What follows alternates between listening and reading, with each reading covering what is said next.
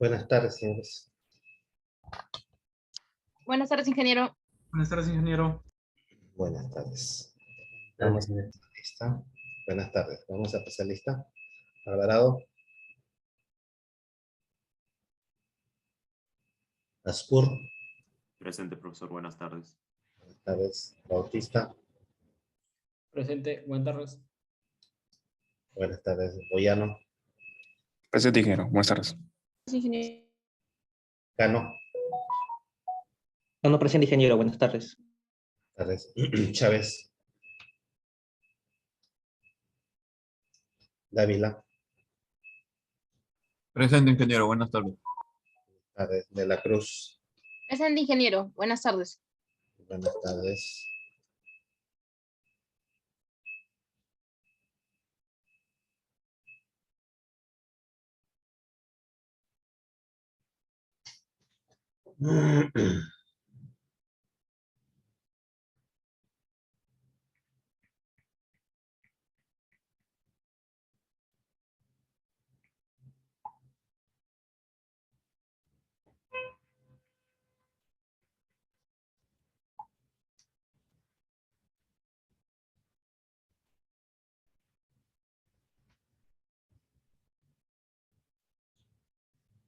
Fernández.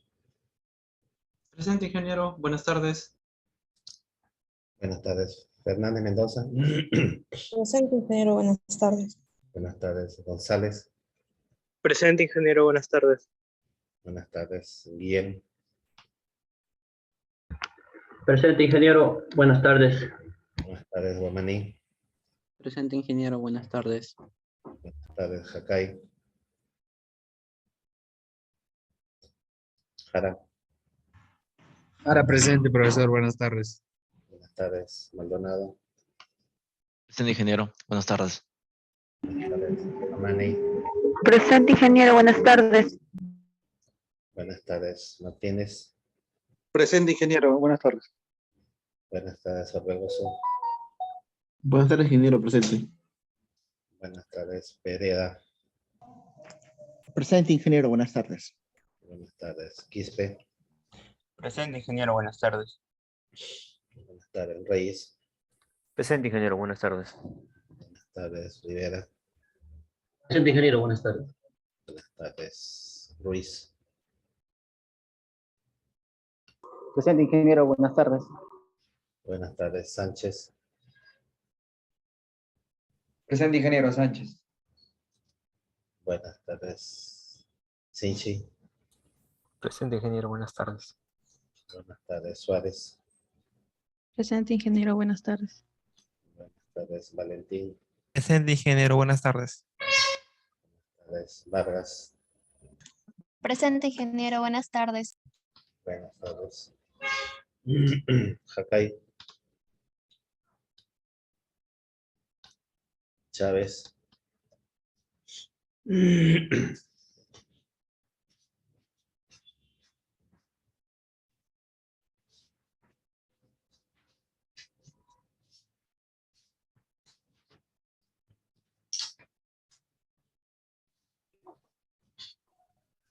Ingeniero, buenas tardes. Disculpe, soy Chávez, acabo de llegar.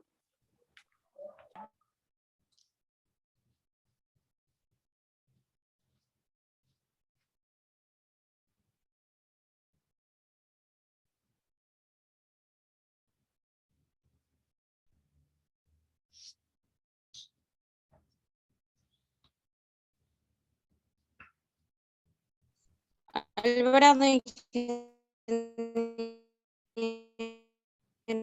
presente.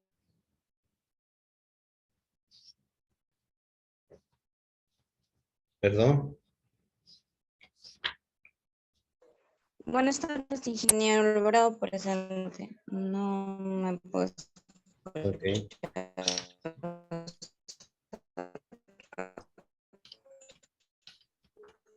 por mi internet. Que se...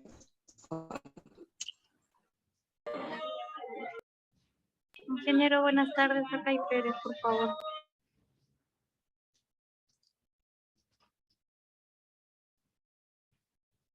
Ok.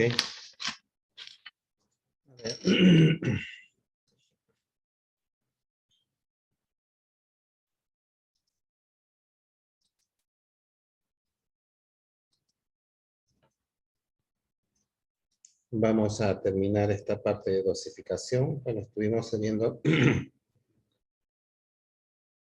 la parte de diseño, ¿no?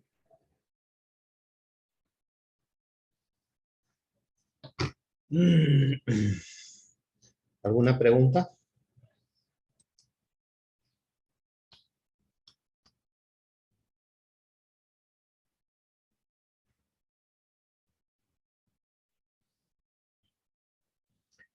Bueno, estas recomendaciones que habíamos estado dando, me parece al final de la clase, última,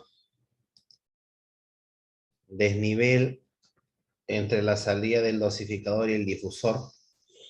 Recomendación válida, claro está, solo para dosificadores a gravedad. Cuando es por bombeo no es necesario esa exigencia.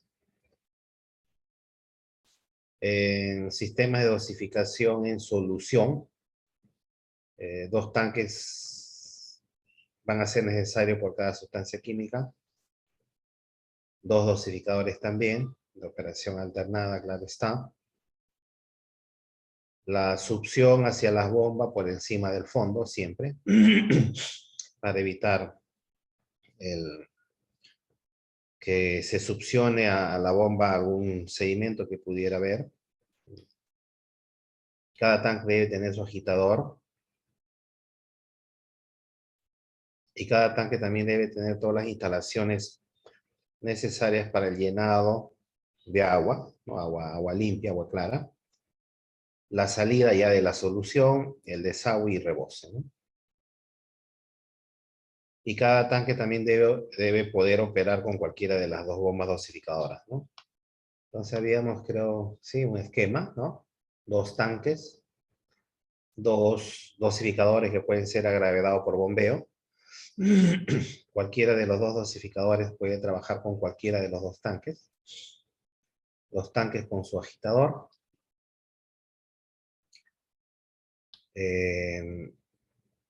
A eso se refiere, digamos, estas indicaciones. Estas eran unas vistas de sistemas de dosificación en solución.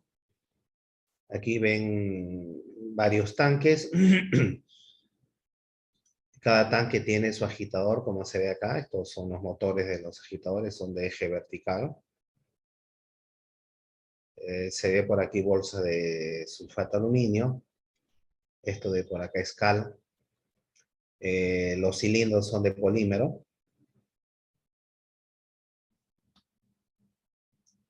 Y también comentamos que en algunos casos en los tanques se prepara la solución más concentrada, pero va a tocar diluir el agua, diluir la solución luego de la dosificación, de manera que al punto de aplicación le llegue la solución a la concentración óptima, ¿no?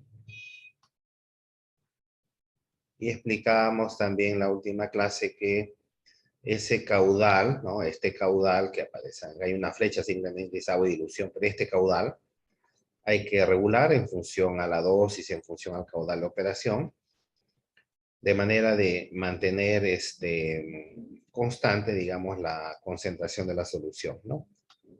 Y ello demanda, pues, la instalación de medidores de caudal. Este es un medidor de caudal del tipo rotámetro, se llama esto. Así se llaman estos dispositivos. Hay un flotador aquí y hay una escala, ¿no? Entonces, en función a la posición del flotador, pues, el caudal que está pasando, ¿no? Ese caudal que igualmente podemos calcular, que lo veíamos en la clase pasada, ¿no? Aquí en esta planta, este rotámetro de mayor diámetro es el agua de dilución para la solución de sulfato de aluminio. La solución de sulfato de aluminio está pasando por esta tubería. Y esta otra es de polímero, ¿no? El polímero también está concentrado en este caso y se está agregando aquí agua de dilución para obtener, pues, una concentración más baja, ¿no? Esa caja es esta de acá, ¿no? Entonces, en esa caja de dilución, pues llegan las soluciones concentradas con el agua para provocar la dilución, ¿no? Este compartimento tiene una ventana por la parte inferior y luego el agua sube, como se ve aquí, y ya existen dos vertederos triangulares, de manera que el caudal en este caso es de polímero, esta dilución. El caudal de polímero se divide en dos partes iguales, y de esta se conduce ya pues al punto de aplicación, ¿no? Este de sulfato aluminio, esta es la apariencia de la solución del sulfato aluminio media lechosa. El agua de dilución se mezcla y aquí ya tenemos la solución diluida a la concentración óptima, ¿no? Y esta solución es la que ya se conduce pues a la mezcla rápida que vemos acá. Ahí se ve el resalto hidráulico, la mezcla rápida. Esa dilución está aquí, bueno, aquí apenas se ve la cajita esta, pero aquí está la caja esta donde se produce la dilución. Y la solución ya diluida es la que se está aplicando acá, ¿no?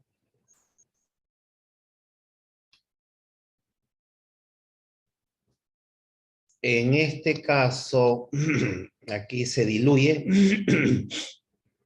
Esta caja hace dos funciones, ¿no? Diluye y reparte en dos partes, ¿no? Aquí solamente diluye, ¿no? Porque la totalidad va a un solo punto. Y esta es otra planta donde hay igualmente una caja de dilución y repartición. En realidad hay dos cajas acá. Verán, acá hay una, acá hay otra. Y de cada una de ellas bajan 6 tuberías. Aquí se ve, bueno, aquí hay 6 tuberías que bajan. Y para este lado también hay otras 6. Entonces aquí en esta caja que vamos a ver luego, llega la solución concentrada más el agua, se diluye y luego se reparte en 6 partes. Una de estas cajas es para el coagulante, sulfato de aluminio, que es lo que normalmente utilizan. Y esta otra caja de acá es para diluir el polímero. ¿Por qué bajan 6 tuberías? Porque hay 6 puntos de aplicación, hay 6 mezcladores rápidos en esa planta, entonces. Y cada mezclador está trabajando pues con el mismo caudal, ¿no? Entonces estos sistemas de caja de dilución y repartición mediante vertederos se utiliza mucho, ¿no? Aquí se ve la caja en la parte de arriba, ¿no? Aquí es donde llegan las soluciones concentradas y el agua de dilución. Ingresa por la parte de abajo a este compartimento. Y aquí se ven como unas ranuras, ¿no? Que son los vertederos. Entonces estos vertederos están nivelados todos, de manera que el caudal total se reparte en 6 partes, ¿no? Entonces cada una de estas cajitas en la parte inferior hay una tubería que va a cada uno de los mezcladores. Acá se ven los mezcladores, por acá hay uno. Acá hay otro mezclador, aquí está el tercero y hay 3 más. Entonces estos sistemas son bastante útiles, ¿no? Se utiliza mucho para efecto de poder repartir el caudal, ¿no?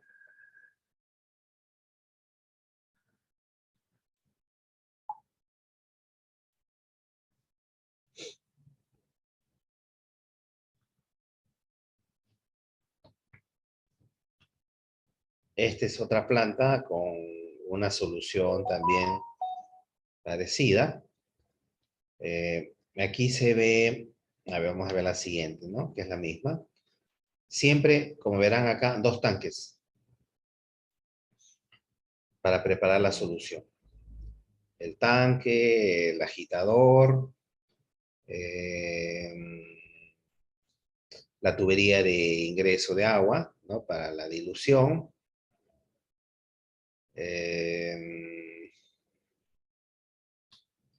Y 2 bombas dosificadoras, ¿no?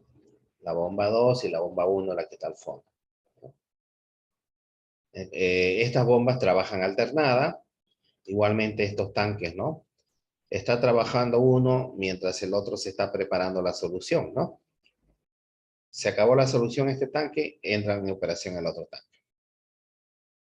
Y las bombas también, las bombas se disponen de manera que cualquiera de ellas pueda trabajar con cualquiera de los dos tanques, ¿no?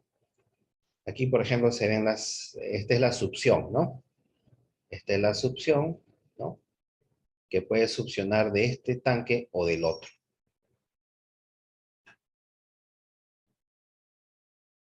Entonces, la bomba dosificadora va a bombear el caudal total de la planta. Ese caudal llega en este punto. Y aquí se reparte en 6 partes, como verán. ¿Por qué? Porque en esta planta hay 6 mezcladores. Entonces, no es que para cada mezclador vamos a tener pues 2 bombas dosificadoras, no es necesario, como verán, ¿no? En este caso, mis 2 tanques donde preparo la solución, 2 bombas dosificadoras. Estas bombas, claro, van a bombear el caudal total de la planta.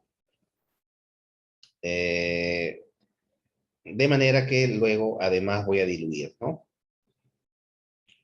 Cuando dosifico una solución concentrada, como ya hemos hablado también, estos tanques se reducen el volumen. Y las bombas dosificadoras también son más pequeñas, ¿no? Entonces, esa solución que se ha dosificado, ¿no? Aquí en este caso se reparte en 6 partes, ¿no? Aquí van las tuberías a cada mezclador. Bien. ¿Preguntas?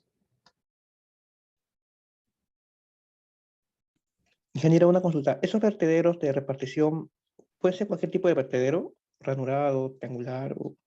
¿O tiene que ser necesariamente de un tipo ranurado? Porque esa es mi pregunta más que nada, porque veo que el anterior era medio, como usted dijo, ¿no? Una ranura nada más. Claro, una ranura que en este caso sería las veces de un vertedero rectangular, pues, ¿no? Normalmente se suelen utilizar triangulares, ¿no? Porque permiten, digamos, porque estos caudales son caudales bastante bajos. Entonces, en un vertedero triangular, digamos, fácilmente se puede lograr esa repartición, ¿no? Cierto, en una de las vistas que vimos, en este caso, esa ranura es equivalente, pues, a un vertedero rectangular, ¿no? De un ancho, pues, no sé, aquí no sé, ¿qué será? 1 centímetro de ancho, ¿no? Importante que todos estén nivelados, ¿no? Todos estén en la misma línea, digamos, a efectos de que el caudal se pueda repartir, pues, equitativamente, ¿no?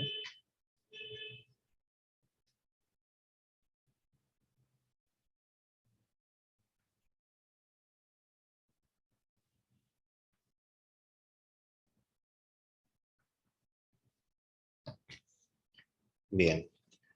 Entonces vamos a pasar a otro tema.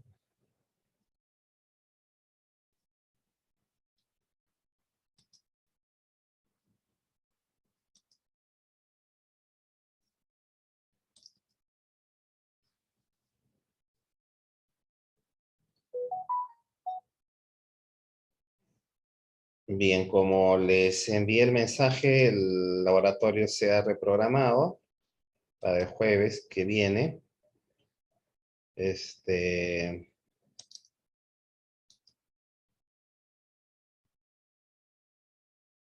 Tendríamos prácticas este jueves, entonces, a ver, estamos hablando del 2, ¿no? Del 2 de junio. Y la siguiente semana, tengo entendido, son los parciales, ¿no? Sí, profesor, ingeniero. desde el 6. Desde el 6. Bien, entonces, esa semana es de parciales. Y la siguiente semana, a ver, Claro, entonces el 2 tendríamos la primera práctica de laboratorio. Creo que para el 9 han programado los exámenes, me parece. Y el 16 haríamos la siguiente práctica de laboratorio. También el examen parcial va a ser presencial, o sea, la semana del examen.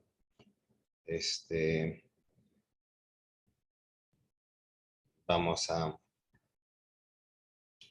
Entiendo, va a ser el jueves, me parece el examen, independientemente si es jueves o sábado. Entonces, el laboratorio, la segunda parte del laboratorio 1 la estaríamos haciendo el día 16. También tenemos pendiente prácticas calificadas, que lo tomaríamos de pronto el 23, ¿no? Y también luego vamos a tener que ir desarrollando los diseños. Acabamos de terminar, digamos, la parte de almacenamiento y dosificación. Entonces, de aquí al sábado, me van a alcanzar la conformación de sus grupos de laboratorio, perdón, de grupo de trabajo de diseño. Ustedes son 30, bueno, 29.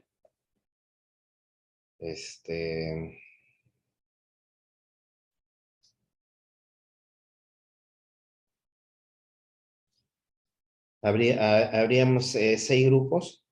6 grupos sería. Bueno, habrían 5 grupos, pues, serían de 6 y uno de 4, ¿no? Entonces, para de aquí al sábado me pasan esa conformación de grupos a efectos de asignarle un dato de caudal para que empiecen a hacer su diseño de su sistema de almacenamiento y dosificación.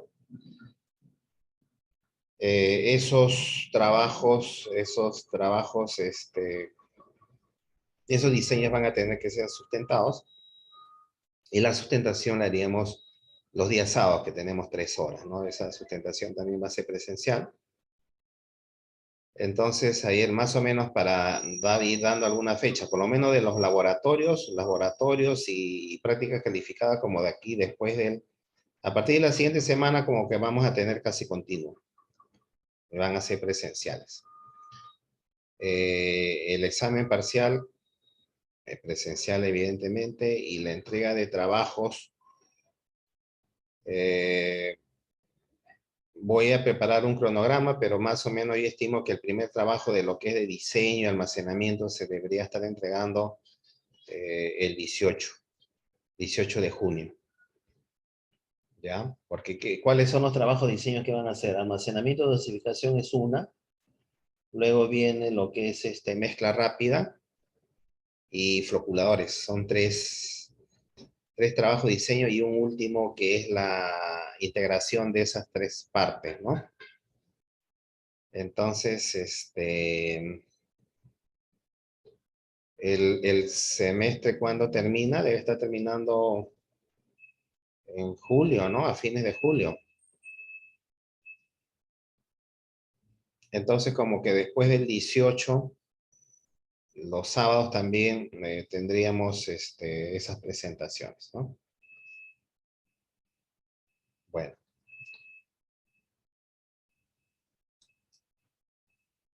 Sigamos entonces avanzando.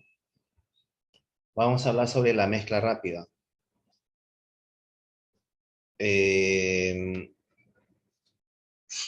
¿Cómo podemos definir este proceso de la mezcla rápida? ¿No? Dice que ya lo hemos estado hablando, hemos visto fotos de unidades de mezcla rápida, así que como que la idea tenemos, ¿no?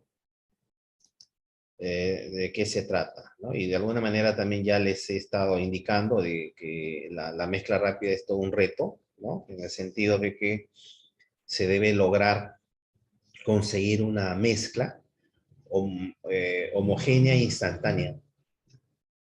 una mezcla homogénea instantánea de qué cosa, del coagulante, ¿no? En la masa de agua. Y el propósito de ello es lograr la desestabilización coloidal, ¿no? Eso es la mezcla rápida. La mezcla rápida se da en una unidad que llamamos el mezclador rápido. Y viene a ser la mezcla rápida lo que también mencionamos cuando hablamos sobre la coagulación. Que la mezcla rápida es la primera etapa del proceso de coagulación, ¿no? Y esa primera etapa del proceso de coagulación consiste, llamemos principalmente, o es el objetivo principal o central, conseguir la desestabilización coloidal.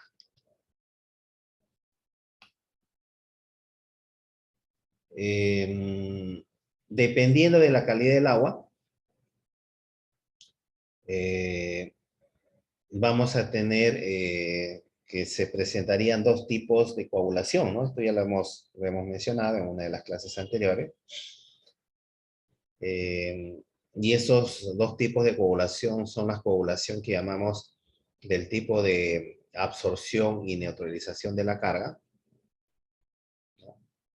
Y la segunda que se denomina de barrido e interacción entre coloide e hidróxido precipitado, ¿no? Entonces la primera, ¿no? Para aguas turbias, la segunda para aguas claras, ¿no? Ya habíamos explicado a detalle esto en uno de las sesiones anteriores. Así que esto no es nuevo. También, ¿no? De las reacciones que habíamos ya mencionado, ¿no? El coagulante, los productos de hidrólisis que se forman rápidamente. Y finalmente el hidróxido de aluminio, en este caso, que le toma un tiempo mayor, ¿no? En altas turbidades, importante la intervención de los productos de hidrólisis, porque son los que desestabilizan las partículas coloidales que permite finalmente formar el floc, ¿no? Un floc de muy buenas características, ¿no? En este caso, ¿no? Pesados, densos, sedimentan con facilidad. Y cuando las aguas son claras, estos productos de hidrólisis pues no tienen esa efectividad para lograr la desestabilización coloidal y se recurre a otro mecanismo para llegar a formar el flóculo, ¿no? A una coagulación del tipo de barrido, que implica sobredosificar para formar los hidróxidos de aluminio que permitan atrapar el coloide y formar ese floc en base a la presencia de una gran cantidad de hidróxidos de aluminio, ¿no? O hidróxido de fierro también, en el caso se utiliza pues un cloruro férrico, ¿no?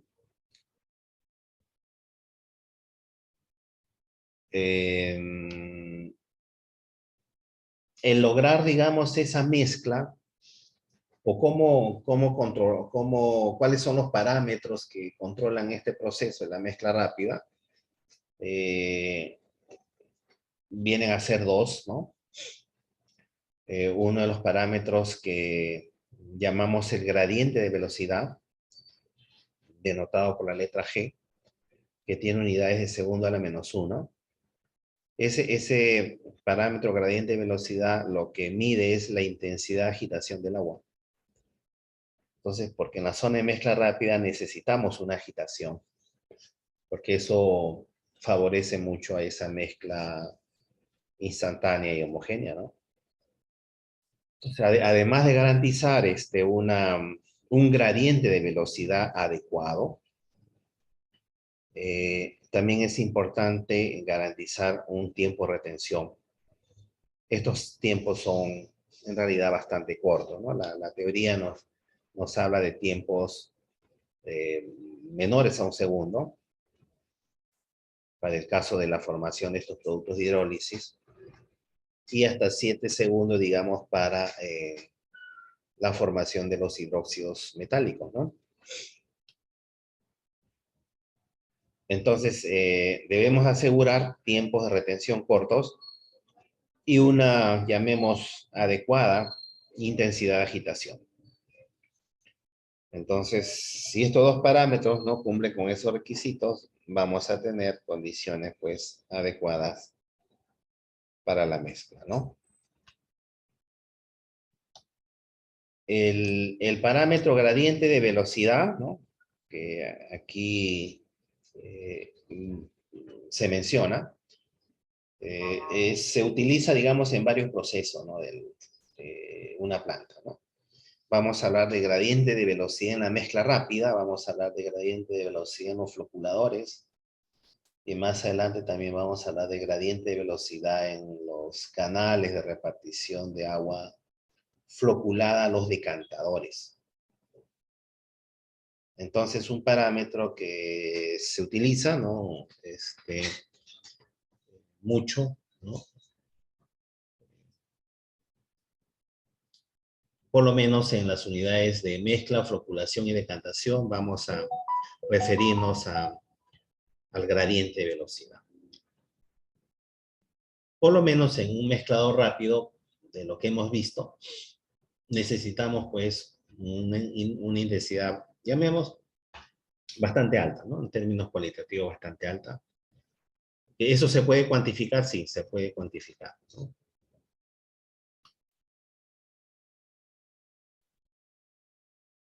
Lo que vamos, digamos, a ver es una explicación, ¿no? sobre este parámetro.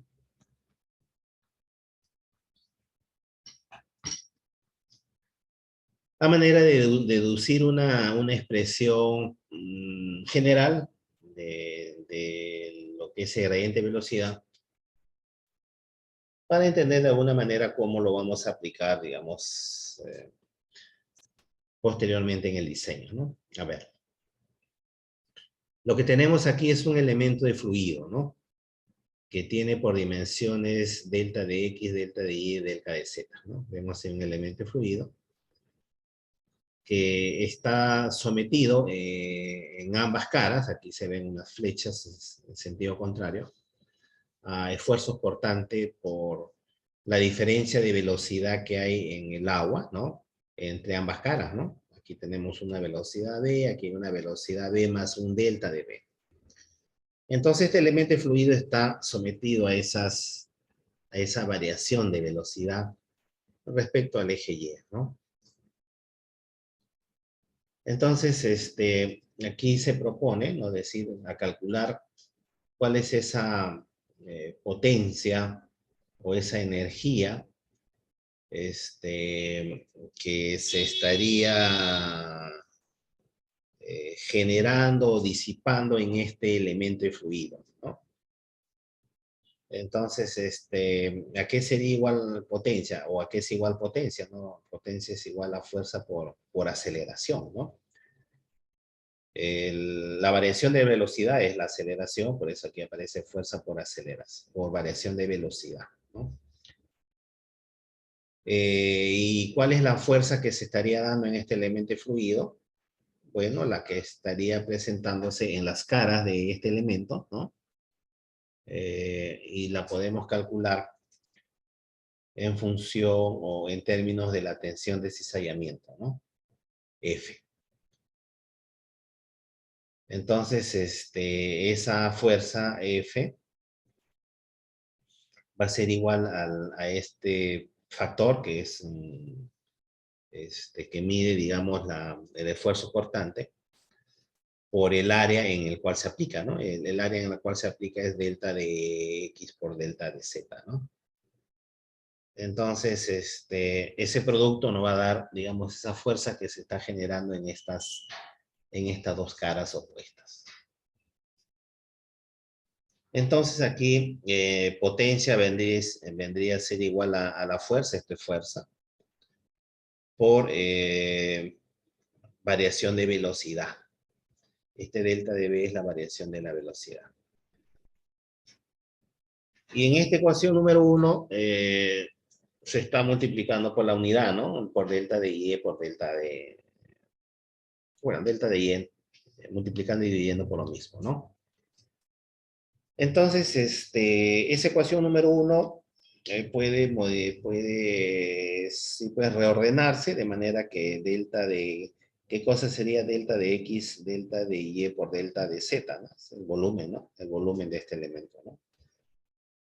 Entonces, introducimos el volumen en la expresión y vamos a tener que la potencia es igual al esfuerzo cortante por el volumen del elemento, y aquí nos estaría quedando por la variación de la velocidad respecto al eje Y, ¿no? Esta variación de velocidad respecto al eje Y, ¿no? Esta variación de velocidad es lo que llamamos el gradiente de velocidad. Entonces, podemos, la ecuación anterior, la número 2, ¿no? Que es esta, reordenarla, de manera que el volumen pasa al primer término y tenemos la ecuación número 3, donde y hemos indicado pues que esta relación es el gradiente de velocidad. Y en el caso del esfuerzo cortante, tau, para líquidos newtonianos, que correspondería aplicar en este caso, ese esfuerzo cortante tiene una equivalencia, ¿no? Que es igual a la viscosidad dinámica por esta variación de velocidad, ¿no? Entonces, esto es lo que llamamos la ecuación número 4. Obviamente, esta ecuación vamos a reemplazar en 3 y nos va a quedar la ecuación número 5, ¿no? Donde decimos que en el primer término que tenemos, ¿no? Potencia, volumen del elemento fluido, viscosidad, perdón, sí, viscosidad, y esto que es el gradiente de velocidad, en este caso al cuadrado, ¿no? Entonces, reordenando estos términos, vamos a tener la ecuación número 6, ¿no? Donde decimos que el gradiente de velocidad es igual a una raíz cuadrada de qué cosa, de una relación que es igual a la energía, la potencia que se está disipando en ese reactor, ¿no? Si ya vamos ya a algo más grande, ¿no? Ya dejamos el elemento fluido, ¿no? Decimos, yo quiero calcular el gradiente de velocidad en un mezclador. Entonces necesita usted determinar cuál es la potencia que se está entregando a ese mezclador. Imagínense, es un mezclador que puede ser hidráulico-mecánico. Imagínense un equipo de jarras, ¿no? Ese agitador, esa paleta que está girando, está entregando una energía. ¿Se puede calcular eso? Sí, eso es P. En la ecuación C, ¿qué cosa es B? B es el volumen. Volumen del reactor, volumen de la cámara de mezcla rápida. B, volumen de la zona de mezcla. Y la viscosidad, que depende pues de la temperatura del agua, ¿no? Entonces, esta ecuación es la ecuación general para calcular el gradiente de velocidad. Que como yo les decía, este parámetro lo que mide, digamos, es la intensidad de agitación que hay en el agua, ¿no? ¿Preguntas hasta ahí?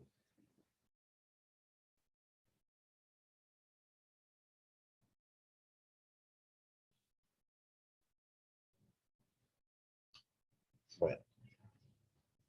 En el diseño de mezcladores rápidos, aplicables pues a plantas de tratamiento de agua, por obvias razones, la orientación es hacia mezcladores hidráulicos, ¿no? Entonces, no, que más adelante veremos, los mezcladores mecánicos en realidad son muy deficientes, ¿no? Son muy deficientes porque hidráulicamente no ofrecen condiciones adecuadas para la mezcla. Y esas condiciones adecuadas para la mezcla, vamos a hablar todavía en términos cualitativos, es tener una buena intensidad de agitación del agua y un tiempo de retención muy corto.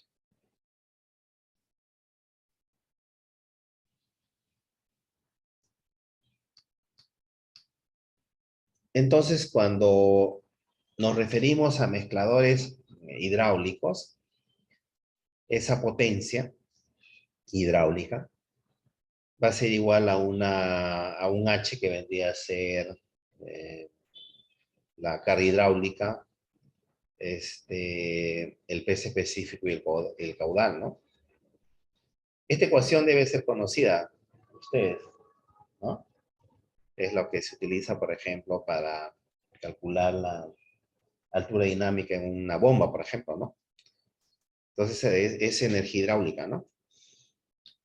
En el caso de un mezclador rápido, ahí va a haber una energía que se va a disipar o una energía que se va a entregar, ¿no? En el caso de un mezclador mecánico, como le digo, el motor a través de la paleta entrega una energía.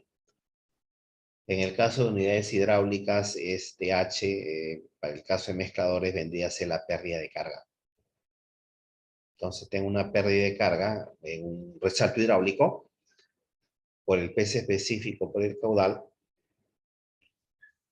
Vamos a poder calcular, digamos, la potencia, ¿no? Bueno, esa es la ecuación número 1. A la ecuación número 1 la dividimos todo por el volumen, que es lo que se ve acá. Caudal sobre volumen es la inversa del tiempo. Es la ecuación 3. Entonces 3 reemplazamos en 2 y vamos a tener la ecuación 4, ¿no? En la ecuación 4 la potencia disipada en ese mezclador dice que dividida por el volumen va a ser igual a la pérdida de carga por el peso específico del agua y el tiempo de retención. Entonces, esta ecuación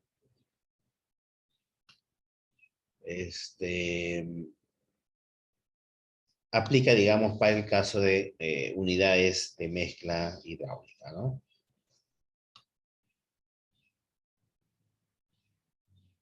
Entonces, si le damos la forma, digamos, a la ecuación esta general, para el caso específico de unidades de mezcla rápida, el gradiente de velocidad va a ser igual a esta expresión, ¿no? La ecuación número 6.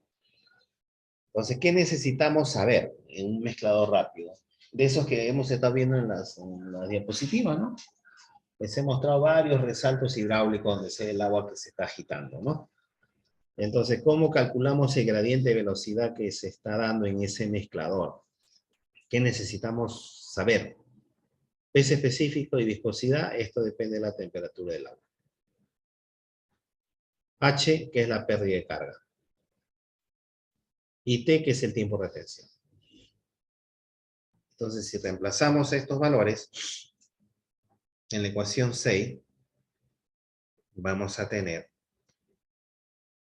el valor del gradiente de velocidad, ¿no? que dimensionalmente tiene unidades de segundo a la menos 1.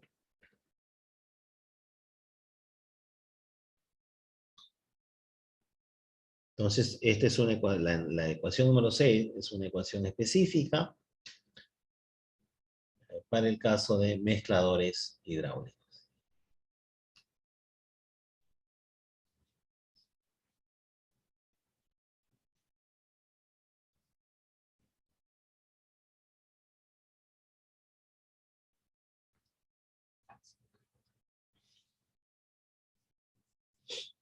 Dependiendo del tipo de coagulación, que son dos, ¿no? Absorción o barrido. Y ustedes saben que eso depende pues de la calidad del agua, la turbidez. Cuando coagulamos un agua por absorción, o sea, un agua turbia, dice que son importantes las condiciones de mezcla rápida. ¿Y cuáles son esas condiciones de mezcla rápida? El gradiente de velocidad y el tiempo de retención. O sea, queremos conseguir una buena mezcla en aguas que van a coagular por absorción. Diseñe usted su mezclador con un gradiente de velocidad adecuado, ya vamos a dar los valores, y tiempos también adecuados, ¿no?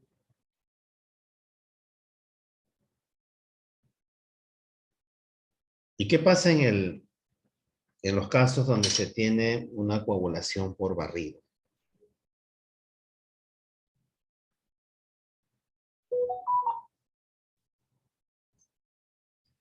En esos casos, dice, son importantes los aspectos químicos de la coagulación y las condiciones de mezcla rápida son indiferentes, ¿no? Como que los parámetros de gradiente y tiempo pasan a un segundo plano y dice que los aspectos químicos son más importantes en este caso, ¿no?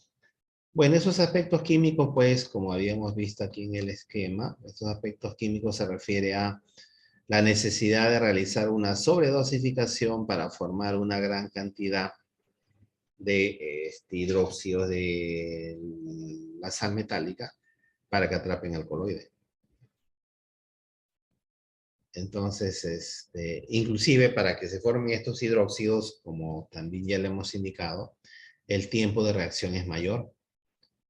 Entonces necesitaríamos un tiempo de retención en la mezcla rápida también más grande, ¿no?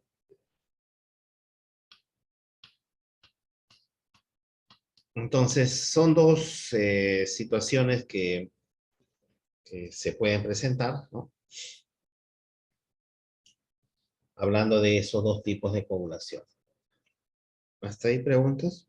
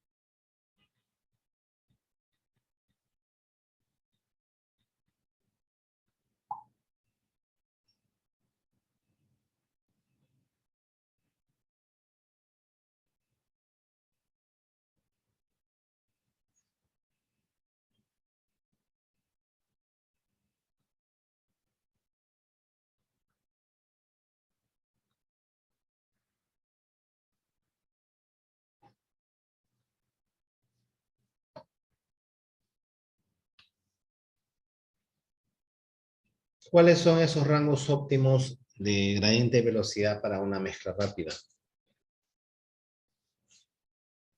El tipo de unidad de mezcla rápida que usualmente utilizamos en los diseños de una planta de tratamiento de agua son los resaltos hidráulicos, ¿no? Entonces, y hemos visto ahí, les he mostrado varias fotos de ellas, ¿no? Entonces, ese resalto hidráulico debe diseñarse para gradientes de velocidad entre 700 a 1300 segundo la menos 1. Ese es el rango, digamos, adecuado para la mezcla rápida. Gradientes de velocidad por debajo de 700 son gradientes muy bajos. Gradientes de velocidad entre 1300 a 3000 no tienen una muy buena eficiencia, ¿no? Para la mezcla, ¿no? Y entre 3000 a 5000 de gradiente de velocidad es aplicable para otro tipo de mezcladores denominados en línea, que digamos no es típico, digamos, su uso, ¿no? Alguien se preguntará también, ¿y qué pasa con gradientes por encima de 5000, ¿no? Que pueden darse, bueno, podrían darse, ¿no? Depende mucho, pues, de esas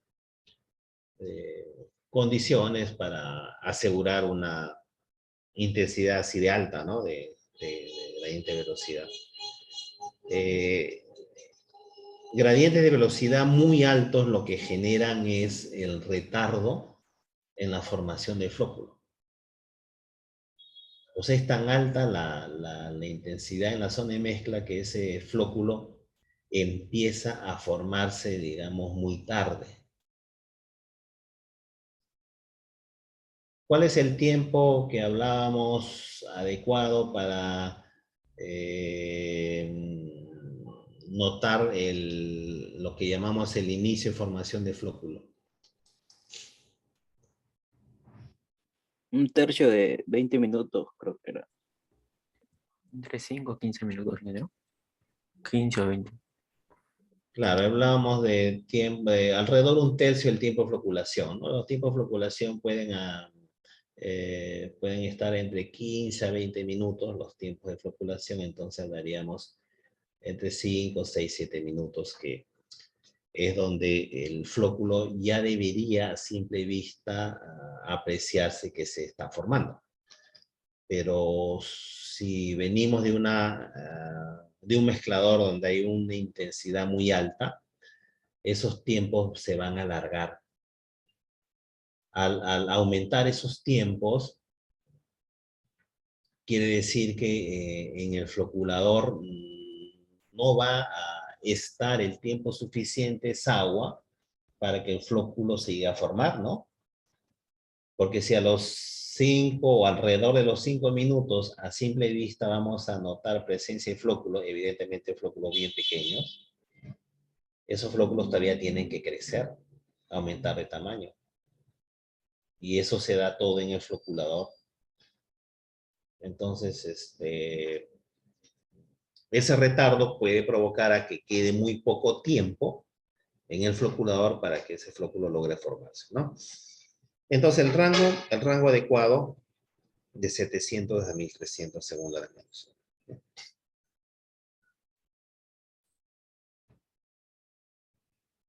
Tener cuidado, digamos, porque siempre se encuentra ahí documentación que todavía existe, digamos, en internet, en la web, donde hablan de gradientes de velocidad. A ver cuáles eran estos. Entre 1000 a 2000 segundo a la menos 1, ¿no? Entonces recuerdo que cuando yo estudiaba este curso, se hablaba de esos rangos de gradiente de mezcla. Entre 1000 a 2000. Entonces, luego de investigaciones sobre estos temas, se llegó a precisar mejor esos rangos. Y el rango, digamos, que se utiliza para la mezcla es entre 700 a 1300 segundo a la menos 1. Entonces, lo que vamos nosotros a tomar en cuenta es ese rango, como le decía, de 700 a 1300 segundo a la menos 1, porque normalmente en los diseños de mezcladores en plantas vamos a utilizar o vamos a recurrir a los resaltos hidráulicos. Y los tiempos de retención que van a variar desde tiempos muy cortos y podrían ser hasta tiempos del orden de 7 segundos en el caso vayamos a realizar una coagulación por barrido, ¿no? La coagulación por barrido, que como ya hemos indicado, pues no resulta conveniente hacerlo, ¿no? Porque implica una sobredosificación, ¿no? Encima formar flóculos muy livianos. Entonces, como que por ahí no es el camino adecuado para tratar las aguas claras, ¿no? ¿Cuál sería el camino desde el punto de vista técnico y económico más conveniente para tratar aguas claras? Una planta de filtración directa. Cierto, las plantas de filtración directa, ¿no? Entonces, cuando se hace en las plantas de filtración directa, ¿aplicamos coagulantes? Sí. ¿Dosis muy bajas? Sí. ¿Y qué tipo de coagulación se da cuando se hace una filtración directa? Coagulación por absorción. O sea, se va a dar una coagulación por absorción donde son importantes los tiempos el parámetro gradiente y tiempo, y en una coagulación por absorción, ¿de qué tiempo hablamos? Hablamos de tiempos cortos, ¿no?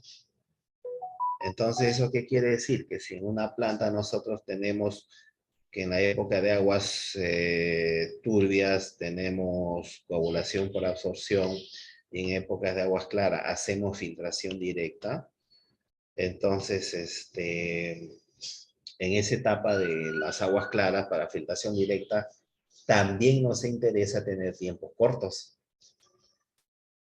Entonces ese mezclador va a estar diseñado, en realidad si diseñamos el mezclador, ¿no? Ese mezclador pues todo el tiempo estaría, debe estar operando, ¿no? Para gradientes entre 700 a 1300 y tiempos en realidad alrededor de un segundo, ¿no? En la práctica y en los diseños vamos a ver que este tiempo está alrededor de entre 1 y no más de 3 segundos, realmente, ¿no? 1, 2, 2.5 segundos, ¿no? Esos son los tiempos en los cuales normalmente conseguimos los diseños o conseguimos los tiempos de retención en estos mezcladores tipo de resalto, ¿no?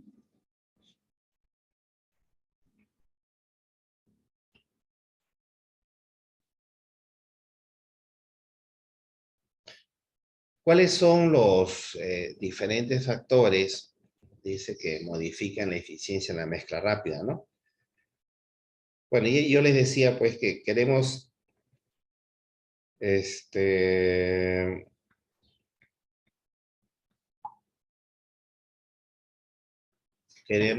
conseguir una buena mezcla rápida, ¿no?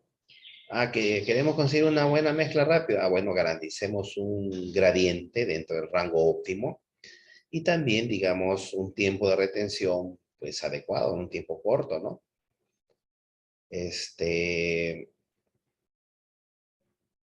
Además de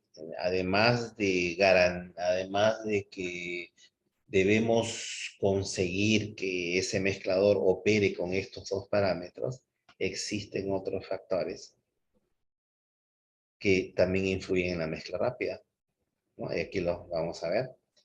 Entonces, como se indica acá, dice factores que influyen en la eficiencia de la mezcla rápida. Gradiente y tiempo, bueno, ya eso no vamos a repetir, ¿no?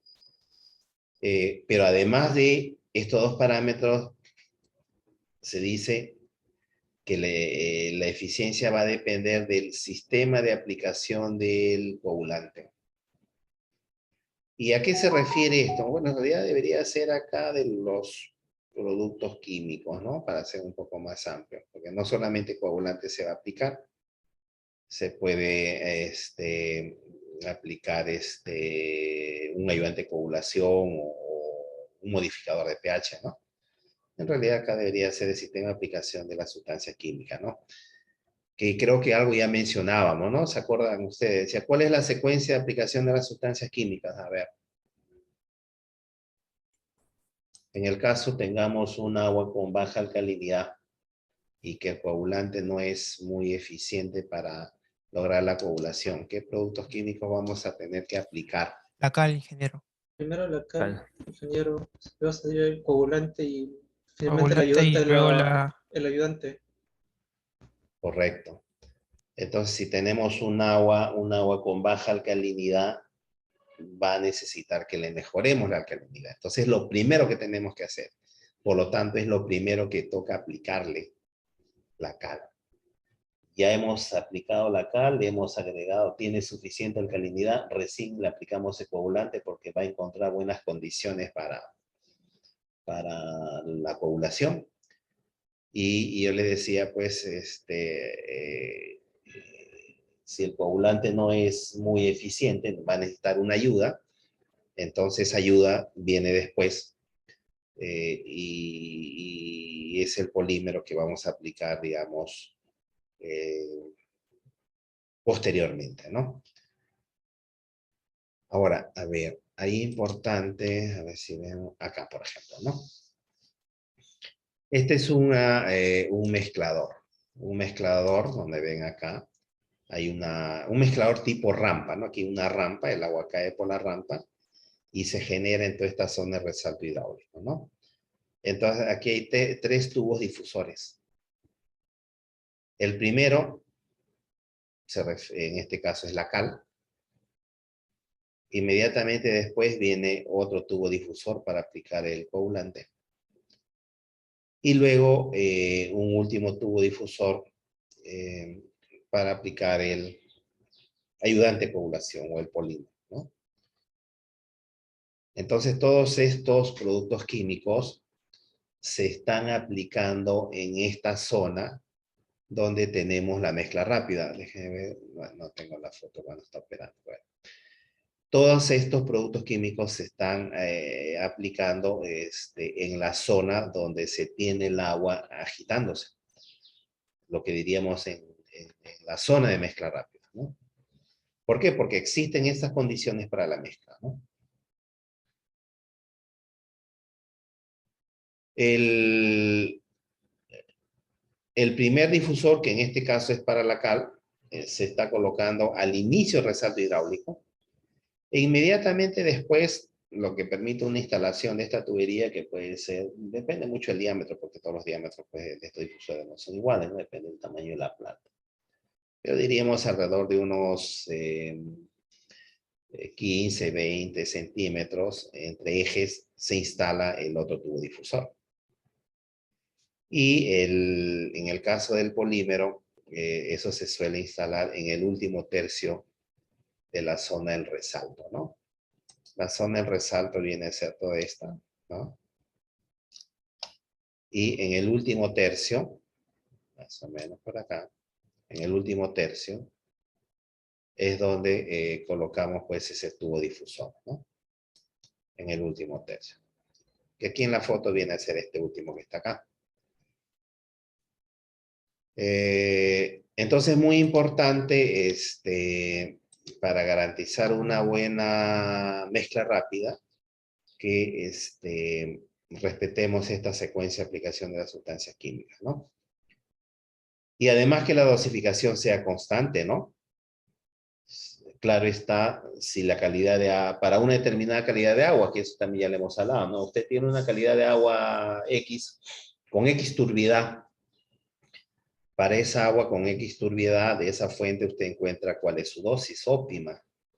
Entonces, esa dosis óptima se tiene que dosificar y esa dosificación tiene que ser constante, pues, y eso se logra, pues, con los equipos de dosificación, ¿no? Los dosificadores. En una planta, como ya debe quedar claro, la operación de la planta, el funcionamiento es simple a flujo continuo. Entonces, lo que quiere decir que la dosificación también tiene que ser constante, ¿no? Entonces, importante que logremos eso, ¿no? Que no es complicado hacerlo, porque como ya hemos hablado, existen equipos de dosificación que me van a garantizar la dosificación que yo desee, ¿no? Para lograr una buena mezcla rápida también es importante que logremos una distribución uniforme del producto químico en toda la sección del canal, ¿no? Entonces estos tubos difusores que tienen orificios, ¿no? Esos orificios están a todo lo ancho del canal. Las aplicaciones puntuales, pues evidentemente no son buenas, ¿no? Entonces, ¿cómo garantizamos una distribución uniforme en toda la sección? Tubo difusor. Entonces tenemos tubo difusor, un agua en esta zona con un alto gradiente de velocidad o un gradiente adecuado. Garantizamos pues una buena mezcla rápida, ¿no? Y también aquí finalmente se habla de otro factor que influye en la eficiencia de la mezcla rápida, que es el tipo de dispositivo de mezcla. Entonces vamos a ver. Bueno, aquí hay unos esquemas sobre el tubo difusor, que tiene múltiples orificios a todo lo ancho del canal. Aquí se ve igualmente la instalación, cubriendo todo el ancho del canal, ¿no? Entonces acá vemos el tubo difusor con esos múltiples orificios, ¿no? Para ese fin. Y el agua en la zona de mezcla con una intensidad, digamos, que va a garantizar la mezcla, ¿no? Ya sabemos cuáles son esos rangos de gradiente de velocidad.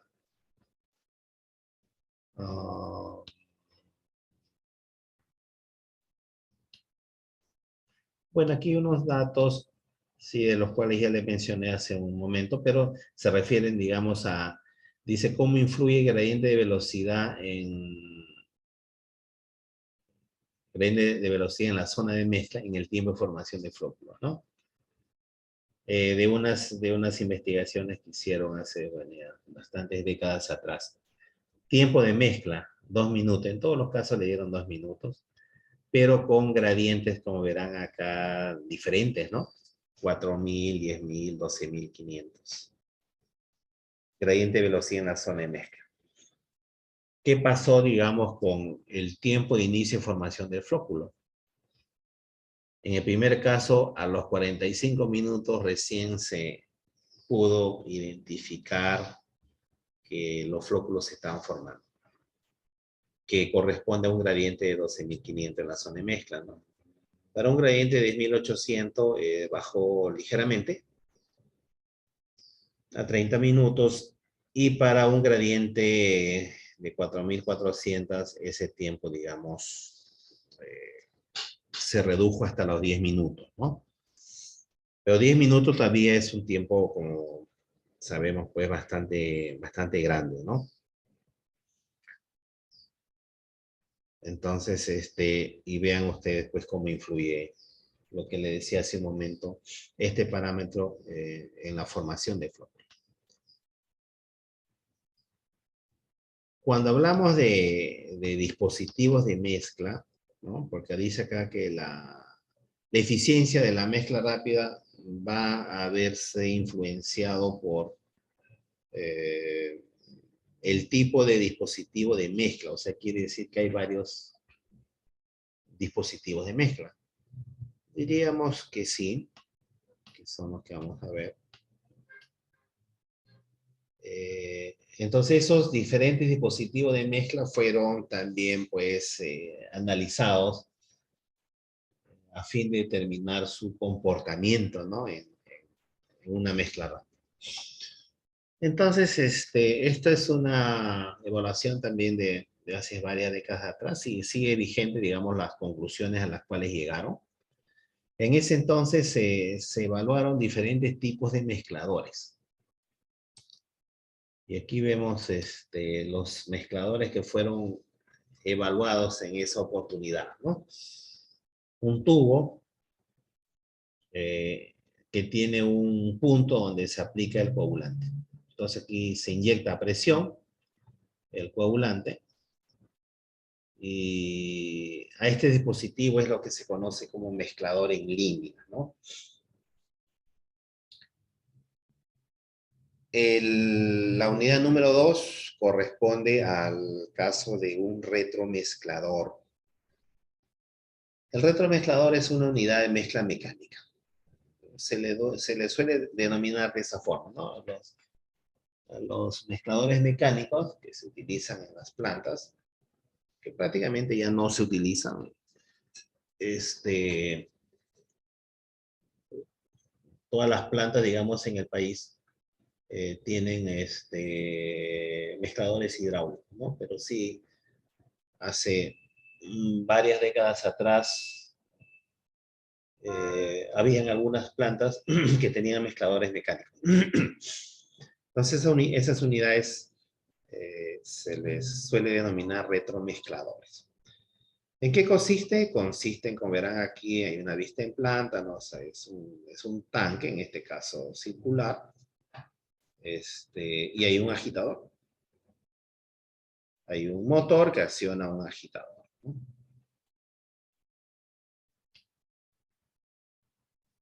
También en esa oportunidad se evaluaron otras formas de mezcladores en línea.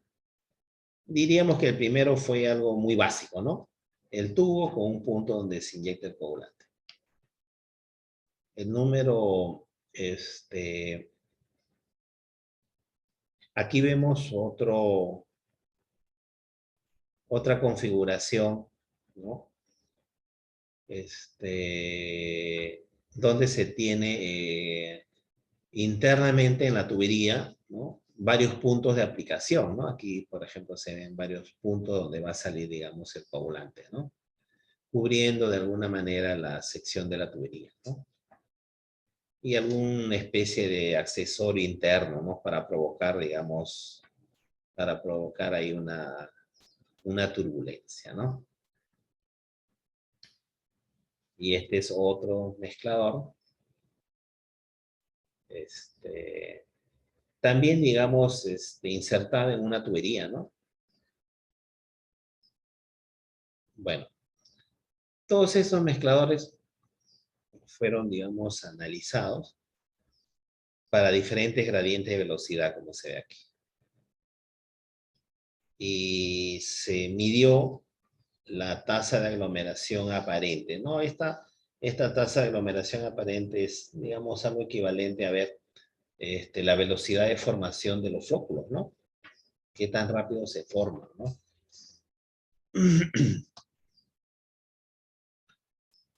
Entonces, ¿qué se observa, digamos? Que las diferentes unidades en línea, ¿no? La unidad 3, 4 y 5, como que esa tasa de aglomeración, de alguna manera, como que es creciente en la medida que aumente el gradiente de velocidad, ¿no? Aquí se observa ello. Pero lo mismo no se puede decir para el caso del retromezclador. En el caso del retromezclador, si aumentamos más el gradiente de velocidad, ¿no? Lejos de tener una mejor eficiencia en la formación de los flóculos, pues aquí disminuye, ¿no? Entonces, eso pasa con una unidad, digamos, de este tipo, donde hay una energía externa, ¿no? Que se aplica para provocar la mezcla. Bueno, analizando, digamos, de por qué este comportamiento, ¿no? Es decreciente en la medida de que aumenta el gradiente de velocidad en el retromezclador. Hay varios factores, digamos, que se identificaron, ¿no? Uno de ellos es el tiempo de mezcla. En estas unidades es muy difícil conseguir esos tiempos que mencionábamos muy cortos. Difícil. No se logran tiempos muy cortos. Entonces ya es algo que va en contra. ¿Por qué? Porque para la mezcla rápida necesitamos tiempos cortos.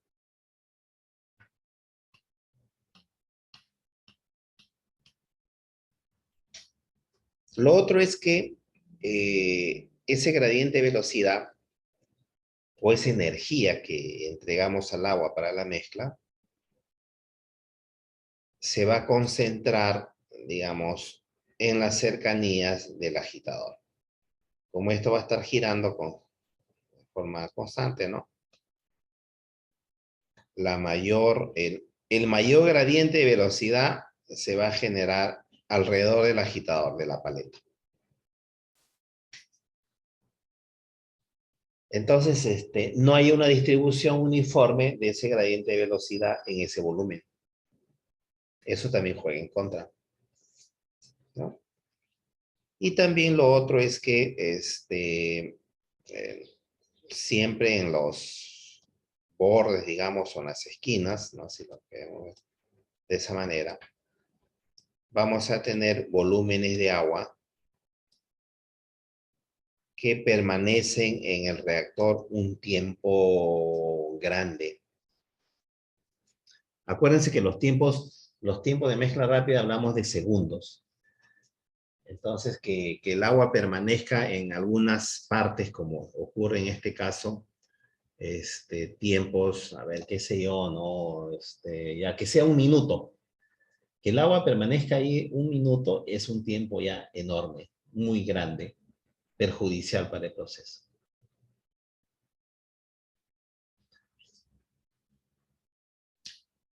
¿Qué pasaría? A ver, también la otra forma de poder entender esto. ¿Qué pasa con este volumen de agua que permanece ahí un tiempo grande en un mezclador? ¿Qué va a pasar?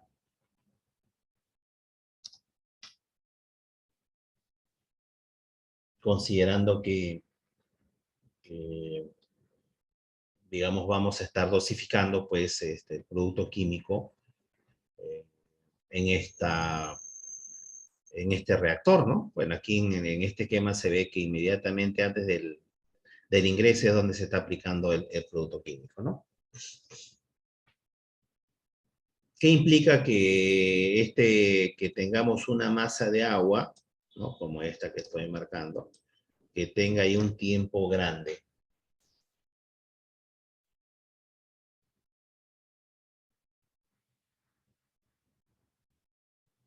Espacios muertos se generan. Espacios muertos y se genera como que un sarro debido a la sustancia química.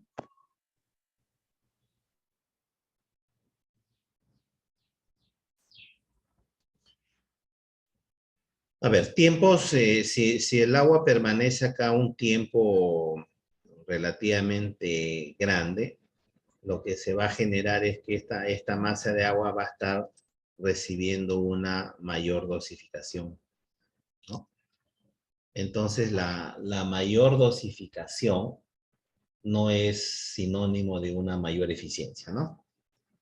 Entonces, una sobredosificación no es conveniente. Entonces, si sumamos todos estos efectos, ¿no? Cierto, de espacios muertos, con tiempos de retención grandes, volúmenes que reciben una sobredosificación, que el gradiente de velocidad no es uniforme, que es más intenso solamente alrededor del agitador, que los tiempos de retención que se consiguen son grandes.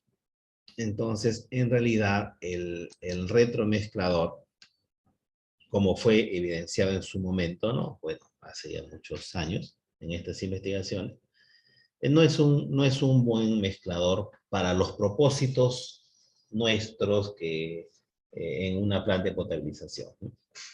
En una planta de potabilización lo que necesitamos es ¿qué cosa? Que en tiempos cortísimos logremos una mezcla uniforme. Y los retromezcladores no ofrecen esas condiciones. Lo que sí ofrecen esas condiciones son los mezcladores en línea. Si bien es cierto, en este entonces pues se evaluaron dispositivos en una tubería, pues un mezclador en línea también aplica para el caso de un mezclador de tipo resalto, ¿no? ¿Por qué se llaman mezcladores en línea? Porque en estos dispositivos el flujo que prevalece es un flujo que llamamos el tipo pistón, ¿no? A ver si vamos a... Eso es fácil de entender en una tubería, ¿no? En una tubería, si dibujamos, digamos, las líneas de flujo, pues van a ir avanzando, ¿no? El agua va a ir avanzando y así va a ocurrir, digamos, a lo largo de la tubería, ¿no? En un mezclador en línea, como los que fueron evaluados, no se va a dar el caso que parte del agua, ¿no? Es decir, bueno, aquí hay una parte que va a permanecer un tiempo mayor. Es imposible que eso ocurra, ¿no? Porque las líneas de flujo van avanzando, pues, en forma horizontal a lo largo de la tubería, ¿no? Entonces, esas mismas condiciones también se dan en un mezclador del tipo resalto. Aquí, por ejemplo, el agua va a avanzar por el canal, ¿no? Va a avanzar por el canal.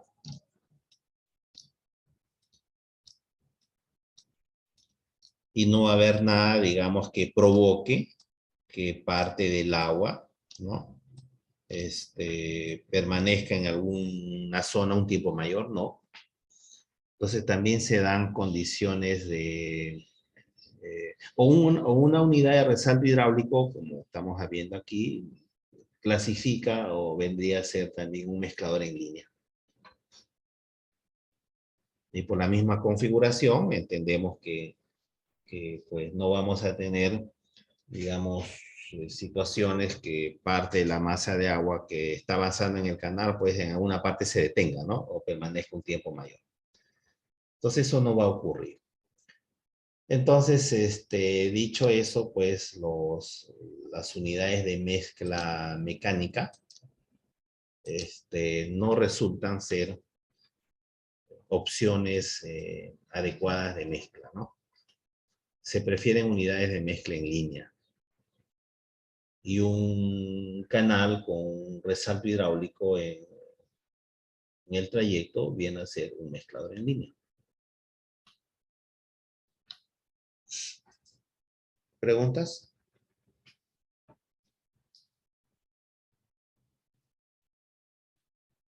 Ingeniero, disculpe, no escuché esa parte. Mencionó, creo que los de los mezcladores tipo línea también se conocen como los mezcladores de flujo a pistón.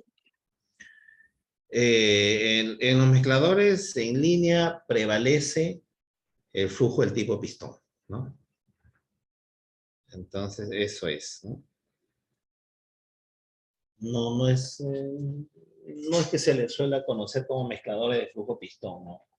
En estas unidades, el tipo de flujo que prevalece es de flujo pistón, y que es lo deseable, ¿no? Y yendo un poco más, el flujo del tipo a pistón es deseable ocurra en un mezclador, en un floculador también, muy importante, un flujo de esas características, ¿no? Y en el tipo de mezcladores, digamos, que utilizamos, ¿no?, las unidades de resalto, pues tienen, digamos, ese comportamiento, ¿no?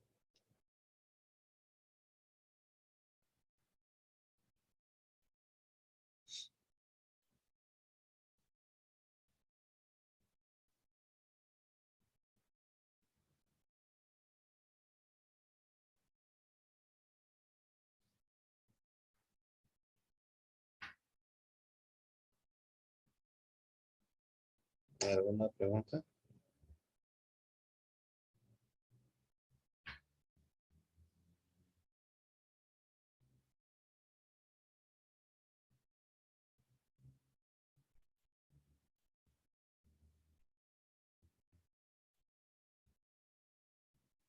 Ingeniero, sí, otra duda más. Leyendo el reglamento, habla de estos mezcladores de flujo a pistón.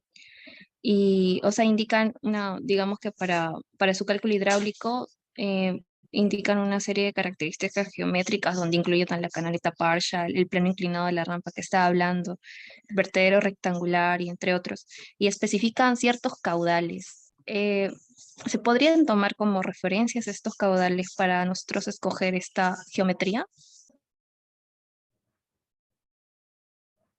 ¿O dependería de otro? Ya. Sí, vamos a hablar sobre esto, digamos, luego cuando empecemos a ver la parte del diseño. Sí, vamos a, para no mezclar, digamos, todavía algunos temas que es importante. Sí, vamos a tocar eso en su momento. Así que un poco de paciencia. Pero bien que pregunten, me parece muy bien. Con relación a los diferentes tipos de mezcladores, ¿no? A los diferentes tipos de mezcladores. Entonces, aquí hay es una recopilación de todo lo que al menos se propone, digamos, como como opciones, ¿no? A ver, vamos a empezar. Ya hablamos de los mezcladores mecánicos. Los famosos retromezcladores. Ni hablar. Los retromezcladores, ni pensar en soluciones para la mezcla. Aunque estos pues han habido algunas, llamemos, modificaciones o propuestas de mejoras, ¿no? De ponerles compartimentos. Y aún así, donde se le ha propuesto compartimentos, la unidad mecánica, pues, o esta opción no cumple con los requisitos, ¿no? Y encima tenemos, pues, un equipo mecánico, ¿no? Un motor que hay que alimentar de energía eléctrica, que darle mantenimiento, etc. Cuando por el otro lado tengo la opción hidráulica, donde no necesito energía eléctrica. Necesito, por ejemplo, solamente provocar un resalto hidráulico. Provocar ese resalto hidráulico y lo voy a utilizar como mezclador. Entonces, ¿qué dispositivos puedo utilizar para generar ese resalto hidráulico? Como mencionaba su compañera, una canaleta Parshall, sí, en una canaleta Parshall puedo generar ese resalto hidráulico en un canal de fondo inclinado o rampa, también comúnmente se le denomina rampa. Puedo también tener vertederos, sí, vertederos pueden ser rectangulares o triangulares, ¿no? En los cuales se provoca una caída del agua y eso genera un resalto hidráulico, sí. Existen otros tipos de mezcladores hidráulicos denominados en línea, ¿no? Lo que les mostraba hace un momento, ¿no? Les mostraba ahí algunos vistas de esos mezcladores en línea. Que no son los únicos, también hay mezcladores, en línea, denominados del tipo de difusores. De los que vimos, eran los que se denominan de inyectores, y también hay mezcladores en línea del tipo estáticos. Luego vamos a ver unas fotos o esquemas de esto. Una caída de agua a través de un orificio. Cae el agua hacia un nivel inferior. Al caer el agua a un nivel inferior, ¿puede generar un resalto hidráulico? Sí. ¿Qué otro dispositivo, ¿no? Puedo utilizar como un mezclador? Un medidor Venturi. Un medidor Venturi, o el Venturi es una garganta muy pequeña que se va por donde pasa ahí el agua a una velocidad muy alta, ¿no? Se puede utilizar aquello como para la mezcla, sí. Una reducción, ¿no? En una línea, por ejemplo, de impulsión, ¿no? Una reducción allí, se produce una pérdida de carga, ¿no? Orificios ahogados, ¿no? Son orificios que se instalan ahí igualmente en tuberías, que es más o menos el equivalente a una reducción, más o menos. Entonces, existen otras, llamemos, características en líneas de impulsión o conducción que puedan ser utilizados como mezcladores, ¿no? Entonces, de todo este universo, digamos, para efectos, digamos, en los diseños, normalmente preferimos las unidades de resalto hidráulico. Entonces, ¿qué opciones tengo para generar un resalto hidráulico? Bueno, pues, tiene todas estas opciones.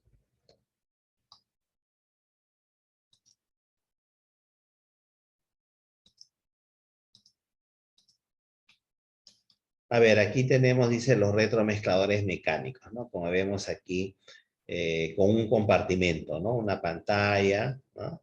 Igualmente el agitador. Como ya les indicaba, no son, digamos, opciones recomendable porque no nos ofrecen esas condiciones hidráulicas que buscamos, ¿no? La mezcla uniforme y en tiempos cortos, ¿no? Aquí, por ejemplo, le han puesto unos baffles, ¿no? Para evitar, digamos, zonas muertas, ¿no? Entonces, y además, como le decía, son unidades que consumen energía eléctrica, entonces pierden, digamos, atractivo como mezcladores si tenemos por otro lado unidades hidráulicas, por ejemplo, ¿no? Bueno, aquí es casi es lo mismo. Es lo mismo.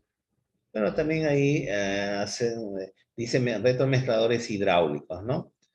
A ver, el flujo de agua que llega y, digamos, generar, digamos, ahí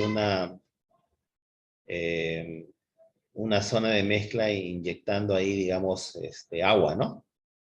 Una bomba que tome agua y que genera ahí una zona de turbulencia. Igualmente, pues, es utilizar un equipo mecánico para provocar en esa zona una turbulencia donde se aplica el coagulante, ¿no? Baja ahí una tubería, ¿no? Y aquí donde hay toda esta turbulencia, pues, aprovecharla para la mezcla. Bueno. Significaría tener, pues, operativa esta bomba, pues, constantemente, ¿no? Está ahí, generando estos chorros de agua, ¿no? Bueno, estos son los mecánicos. También se propusieron, ¿no? Dice mezcladores en línea mecanizado, ¿no? Y ven aquí el esquema, ¿no? En una tubería, pues la instalación de un retromezclador, ¿no? De un retromezclador para que aproveche esas condiciones de flujo, llamemos a pistón, que se dan en una tubería, ¿no? Entonces aquí se ve, digamos, la configuración, ¿no? Pero igualmente se sigue teniendo el equipo mecánico. Y por el otro lado tenemos, pues, las unidades de resalto hidráulico, ¿no? Aquí vemos el canal con cambio de pendiente o rampa, que usualmente se le denomina. Entonces el agua se descarga, ¿no? A través de la rampa, como se ve, y al llegar a la parte inferior se va a generar, pues, el resalto hidráulico. Sin necesidad de equipos. Canaletas Parchal, también una canaleta Parchal. Las canaletas Parchal fueron ideadas para medir caudal. Pero al pasar el agua por la garganta, esta es la garganta, se genera un resalto hidráulico. Entonces, que para efectos de potabilización también se las utiliza, ¿no? Con doble propósito, ¿no? Porque estas unidades me sirven para medir caudal, ¿no? Y también, además, como mezclador rápido. La rampa también sirve para medir caudal, porque esta parte que es como un vertedero. Es un vertedero. Entonces, si medimos aquí el tirante de agua, vamos a poder saber qué caudal está pasando por ahí. Un vertedero rectangular, ¿no? Que en realidad lo que hace es provocar una caída, ¿no? Entonces aquí tenemos el vertedero rectangular, cae el agua y se genera, pues, el resalto. Ese vertedero rectangular también puede ser un vertedero triangular, ¿no? Igualmente se provoca la caída y se forma, pues, el resalto hidráulico. Otros mezcladores en línea, ¿no? Que son los difusores instalados en canales. Aquí vemos, ¿en qué consisten estos difusores en canales? Como verán aquí son tuberías verticales que tienen orificios. Y en la parte superior hay una tubería que alimenta con el coagulante a cada uno de estos tubos difusores y el coagulante va a ser aplicado al agua cruda a través de N orificios que ven ustedes ahí, ¿no?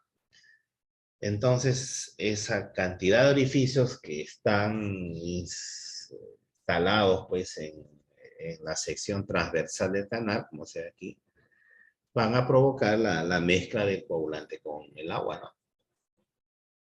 Como verán aquí ya no hay resalto hidráulico, ¿no? Aquí el concepto de mezcla es tener una gran cantidad de orificios por donde salga el coagulante para que entre en contacto con el agua, ¿no? A diferencia que en resalto hidráulico, pues, se genera una turbulencia y colocamos un tubo difusor, cae el coagulante y se mezcla, pues, en forma uniforme, ¿no? Entonces, el difusor, digamos, como verán aquí en el corte, no se genera ningún resalto hidráulico, ¿no? Este difusor se puede instalar también en una tubería también, ¿no? ¿Se utilizan normalmente estos dispositivos? No. Una de las razones es el mantenimiento, ¿no? Aquí va a estar llegando agua cruda. Agua cruda que puede contener todavía algún material flotante que no fue removido, digamos, en las rejas previas, ¿no? Imagínense, una bolsa de plástico, ¿no? Y los edificios están apuntando, como ven aquí, hacia el flujo del agua. Y la bolsita de plástico se pega acá, ¿no? Y resulta que, o una hoja de un árbol, ¿no? Se pegó ahí y le tapó el orificio y por ahí ya no sale coagulante. Entonces tendría el operador que, imagine, y encima el agua está viniendo turbia, ¿no? Usted no ve si hay un material flotante ahí que está obstruyendo el orificio, ¿no? Habría que estar ahí constantemente revisando que eso esté, pues, limpio, ¿no? Y en una tubería menos todavía, ¿no? Está ahí todo, digamos, adosado entre bridas y no hay forma de saber cómo eso está dentro, ¿no? Entonces no son soluciones que hayan tenido éxitos o sean recomendables, sean confiables, ¿no? Los sistemas más confiables, los resaltos hidráulicos. Usted ve el resalto hidráulico que se está formando ahí. Y tiene el tubo difusor a la vista también. Y usted va a saber si está obstruido o no el tubo difusor, ¿no? Entonces es muy fácil, digamos, verificar que todo está caminando bien, ¿no? Inyectores en líneas que son más o menos del tipo que les mostraba yo hace un momento en esa evaluación que se hizo de los diferentes tipos de mezcladores, ¿no? Y también existen unos mezcladores hidráulicos en línea, que se llaman mezcladores del tipo estático. ¿En qué consisten esto? Como verán aquí son como unos tramos de tubería. Claro está que los hay de diferentes diámetros por el caudal que pueden manejar, ¿no? E internamente tienen estos accesorios, ya vemos que son como unos álabes ahí. De manera que el agua al pasar por esa longitud de tramo de tubería, pues se genera una turbulencia y provoca la mezcla, ¿no? Claro está que el coagulante se está aplicando al inicio del tramo, ¿no? Si este es el sentido de flujo, pues se aplica el coagulante y tiene... Todo esto vendría a ser el equivalente a la longitud de mezcla. Entonces son las unidades del tipo estático, ¿no? Bien. ¿Preguntas están?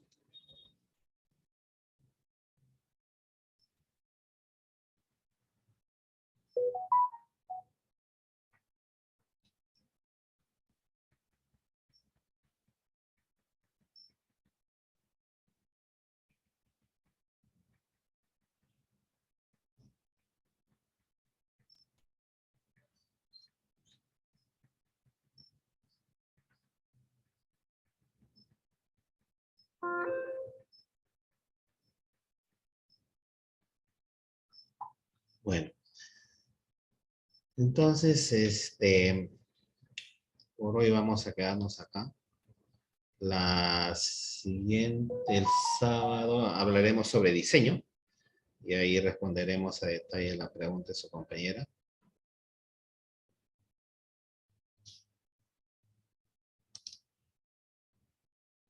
Muy bien. Nos quedamos acá.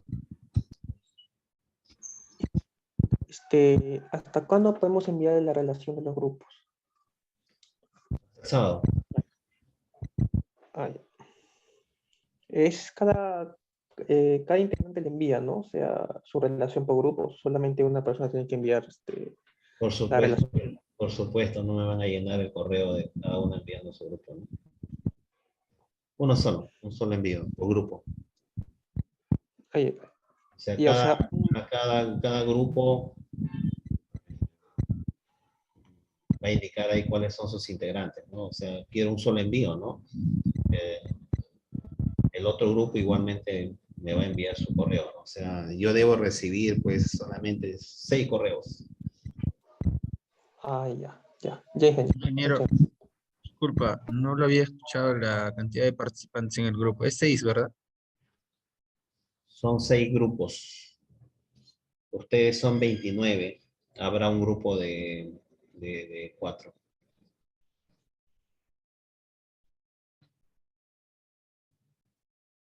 Muy bien.